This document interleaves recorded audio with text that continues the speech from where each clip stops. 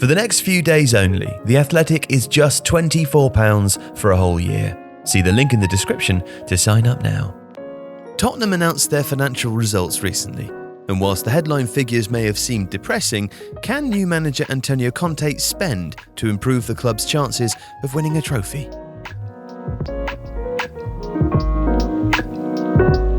Football clubs earn revenue from three main sources: matchday, broadcast and commercial.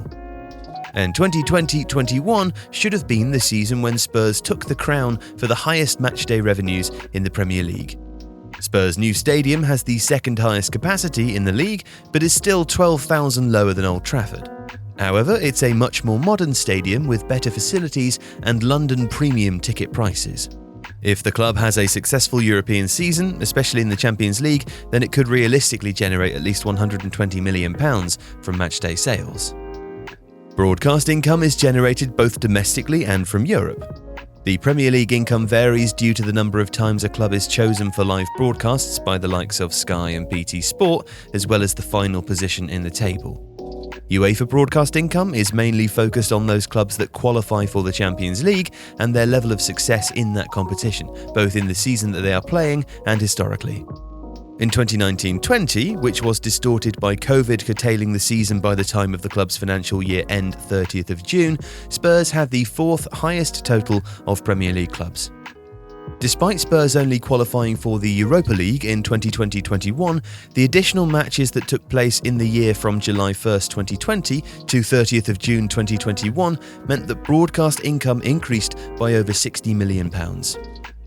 This figure is likely to fall in 2021-22 because Spurs only took part in the UEFA Conference League this season, which only has 8% of the total prize money compared to 74% in the Champions League. Commercial income for Spurs when the club was playing at White Hart Lane was some way behind that of the other Premier League clubs who were amongst the instigators of the European Super League project.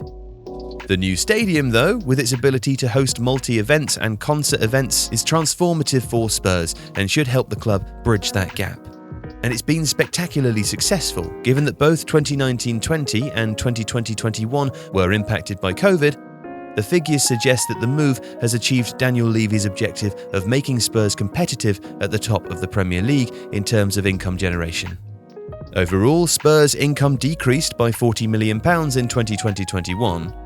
COVID could not have come at a worse time, but the club's solid financial base meant it was able to cope with this decrease better than many other clubs. 21-22 should see total income rise substantially.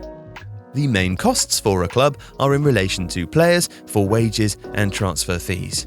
Spurs' wage bill is far lower than that of other clubs, both in absolute terms and as a proportion of revenue.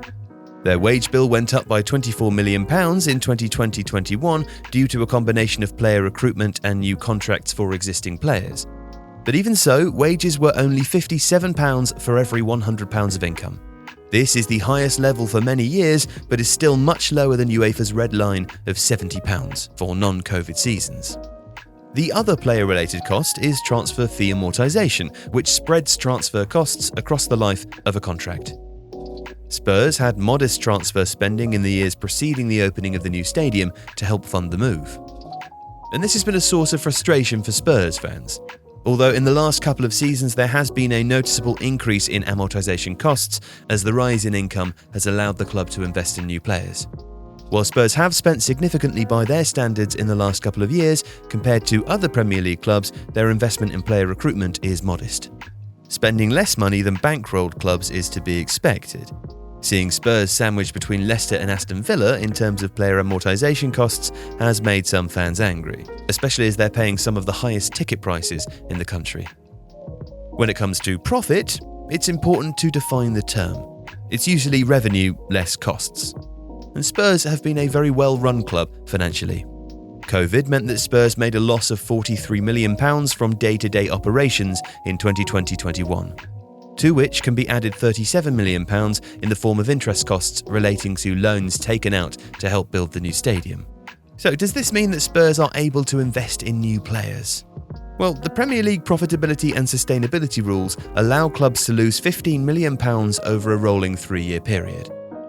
The first £90 million invested by club owners in the form of shares can take this allowable loss to £105 million over the 3-year assessment. Spurs are still in a strong position to spend money on players, provided that they have the cash and provided that Daniel Levy and Joe Lewis, the two main shareholders in the club, are willing to put money into the club in the form of shares. Now, the good news is that at the end of June 2021, the club had £148 million of cash. It does also have loans, mainly due to banks, of £854 million and owed other clubs £170 million for outstanding transfers. The loans, however, are not due for repayment for many years, as the club has negotiated the equivalent of an interest-only mortgage from lenders. And because Spurs has been such a profitable club historically, it therefore has the capacity to spend more money than any other club in the Premier League on player transfers. The figure calculated for all Premier League clubs shows the maximum potential spending under the estimated profitability and sustainability figures from the most recent accounts. It's not a measure of what clubs will or should responsibly spend, but rather a gauge of capacity. And in Spurs' case, there's certainly an opportunity for the kind of investment that would satisfy Antonio Conte. If you like this video, please consider subscribing to the channel. You know, they run 10k every match. Does running sideways count? Probably. Be the football fan in the know. The Athletic.